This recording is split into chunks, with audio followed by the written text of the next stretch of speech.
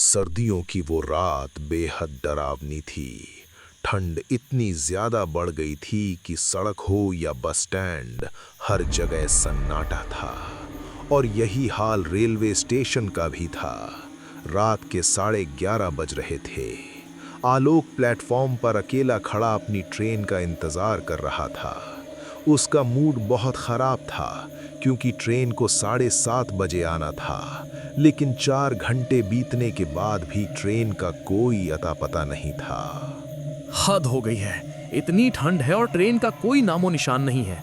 पूछताछ केंद्र पर जाकर देखता हूँ। वो कई बार पूछताछ केंद्र इंक्वायरी पर गया, लेकिन हर बार उसे निराशा ही हाथ लगी। सर, ट्रेन कब आएगी? बहुत देर हो गई है। अरे भाई साहब, कितनी बार एक ही सवाल पूछेंगे? कोहरा है, धुंध है, हमें खुद नहीं पता। जब ट्रेन आएगी तो अनाउंसमेंट हो जाएगा। जाइए यहाँ से, दिमाग मत खाइए। रेलवे स्टाफ की डांट सुनकर आलोक वापस आ गया। वो छोटा सा स्टेशन था। वहां ना कोई अच्छा वेटिंग रूम था, न दुकानें, बस हर तरफ खामोशी थी। वहां कुछ कुत्ते ठंड में सिकुड़े हुए पड़े थे। आलोक कभी उन कुत्तों को देखता, कभी खुद को। उसे अपनी हालत भी उन कुत्तों जैसी ही लग रही थी। लेकिन अचानक उस खामोशी को कुत्तों के भौंकने की आवाज ने तोड़ दिया। वो कुत्ते न सिर्फ भौंक रहे थे, बल्कि अजीब तरह से रो भी रहे थे। आलोक समझ नहीं पा रहा था कि आखिर ये कुत्ते अचानक ऐसे क्यों करने लगे। वो ये सोच ही रहा था कि कृपया तभी ध्यान अनाउंसमेंट दें, गूंजी। ट्रेन नंबर प्लेटफॉर्म नंबर 2 पर आ रही है।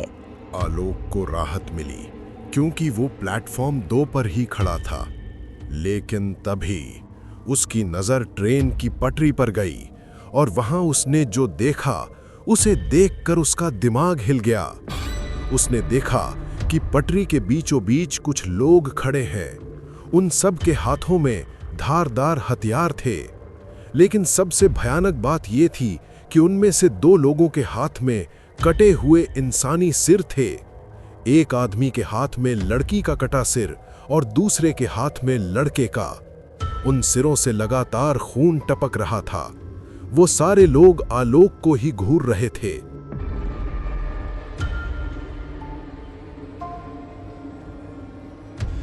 सर, वो पटरी पर कहीं भयानक लोग खड़े हैं। उनके हाथ में कटे हुए सिर हैं। आप रेलवे पुलिस को इन्फॉर्म करिए, जल्दी करिए। क्या प्रॉब्लम है जी आपकी? क्यों बार बार डिस्टर्ब कर रहे हैं? ये क्या कटा हुआ सिर जैसी फालतू कहानी बना रहे हो? मैंने बोला ना, सूचना मिलेगी तो अनाउंसमेंट कर दूंगा। पर सर, अभी तो आपने अनाउंसमेंट की ना कि ट्रेन आ रही है। भांग खाए हो क्या भाई, या गांजा फूका है? ट्रेन आने की सूचना होगी तभी तो अनाउंसमेंट होगी। अभी ट्रेन की कोई खबर नहीं है, तो तुमने कहां से सुन लिया अनाउंसमेंट? चलो जाओ यहां से, दिमाग मत चाटो।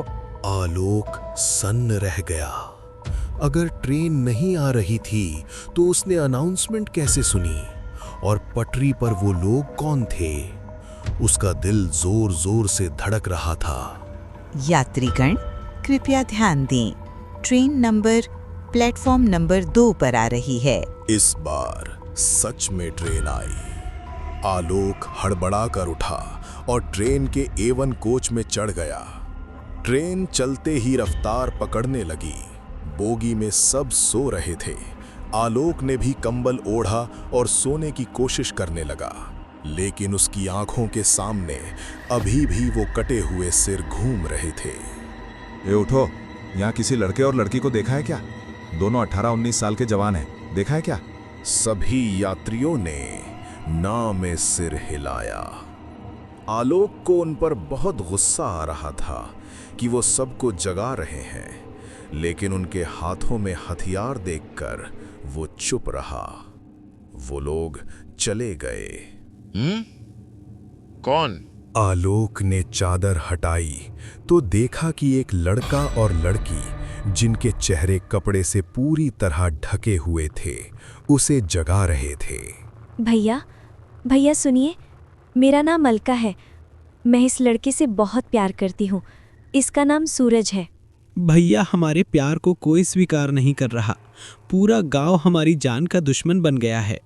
अच्छा, तो वो जो हथियार लेकर लोग आए थे, वो तुम्हारे गांव के थे? देखो भाई, आजकल दुनिया बहुत एडवांस हो गई है। तुम लोग डरो मत, मैं तुम्हारी मदद करूंगा। तुम पुलिस के पास क्यों नहीं जाते? पुलिस क्या भैया, यहाँ पुलिस, कानून, अदालत सब मेरे पिताजी और उनका परिवार है। हमारी मदद कोई नहीं कर सकता। मैं करूंगा तुम्हारी मदद। बताओ क्या करना होगा। ये देखो, ये दोनों पापी यहाँ हैं। इस आदमी से मदद मांग रहे हैं। देर मत करो, मार दो इन्हें। छोटी जात वाले बड़ी जात के पैरों की जूती होते हैं, उनसे शादी नहीं की जाती। इस लड़के ने हमारी बेटी को अपवित्र कर दिया है। मार दो दोनों को। अरे अरे, ये क्या कर रहे हैं आप लोग? पागल हो गए हैं क्या? मैं अभी पुलिस को बुलाता हूँ। आलोक की बात सुनकर वो सब जोर जोर से हंसने लगे। उसी समय न जाने क्या हुआ, बोगी के शीशे से एक बड़ा सा पत्थर टकराया। पत्थर टकराते ही खिड़की से तेज हवा का झोंका अंदर आया और उस हवा ने लड़के और लड़की के चेहरे पर बंधा कपड़ा उड़ा दिया। जैसे ही कपड़ा हटा, आलोक की चीख निकल गई। ये क्या? ये वही चेहरे थे जिनके कटे हुए सिर उसने स्टेशन पर देखे थे। आलोक का दिमाग सुन्न पड़ गया। वो कुछ समझ पाता उससे पहले ही भीड़ ने तलवारें चलाईं और उन लोगों ने अलका और सूरज का गला काट दिया। एक ने अलका का कटा सिर उठाया और दूसरे ने सूरज का, लेकिन जमीन पर पड़े उनके धड़ ने अब भी एक दूसरे का हाथ कसकर थाम रखा था, मानो कह रहे हों कि मौत भी उन्हें अलग नहीं कर सकती। आलोक को लगा ये सपना है, लेकिन जब एक आदमी तलवार लेकर उसकी तरफ बढ़ा तो उसे यकीन हो गया कि ये हकीकत है। वो दरवाजे की तरफ भागा। जब उसने पीछे मुड़कर देखा तो उसके पैरों तले जमीन खिसक गई। ये इंसान नहीं है। वो सभी लोग अब भयानक भूतों में बदल चुके थे।